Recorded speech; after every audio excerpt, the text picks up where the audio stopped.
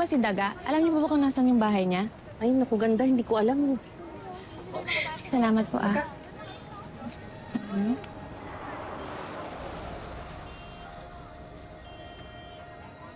Kuya, sandali lang, ah. Hello, Daga. Oo, nandito na ako. Sigurado ka bang dito ko na lang ilalagay to? Walang sisihan kapag nawala to, ha? Sige na, sige na.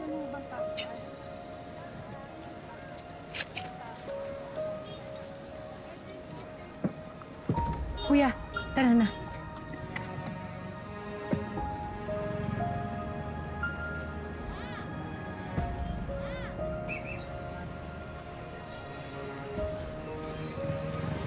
Anong ginagawa ng sekretary ni Amo dito?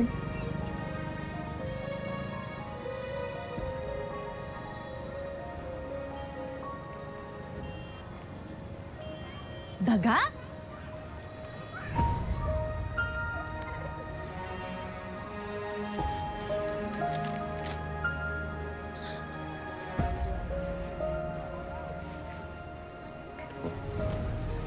So bayad ka pala ni Amo sa pamamato niyo ng itlog kay Mayor.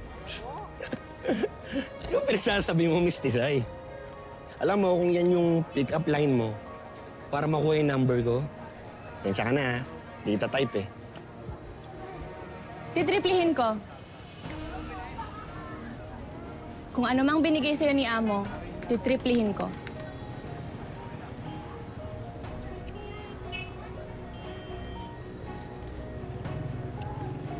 Anong kapalit?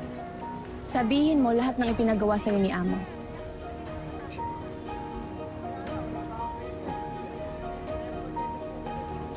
Triple.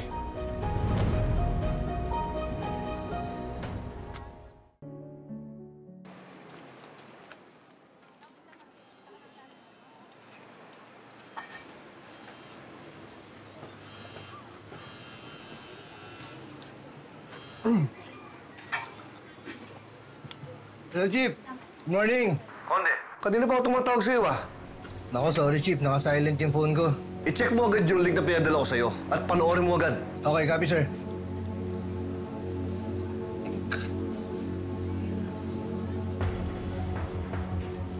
Daga, magkano ang ipinayad sa inyo? 20 mil ho ang bawat isa sa amin. 10 po kami, kaya 200,000 po lahat. Para lang magbato ng itlog. Daming pera ni Amo, no? At di lang yun yung ginawa namin para sa kanya. Binayaran niya kami ng mahigit 1,000,000 para manggulo dun sa liga. At pang hostage. Para lang magmukhang bayani siya sa mata ng mga botante. Kumbaga, scripted ang lahat ng yun. Para lang bumango ang pangalan niya sa eleksyon. Pero bakit kayo umaamin ngayon? Nakonsensya kami. Pero kayo bahala. Pag-isipan niyong mabuti kung iboboto niyo pa si Amo. Puro kasinungalingan lang naman ang dahilan para manalo siya. Lintes! Mga anak kayo ng pato!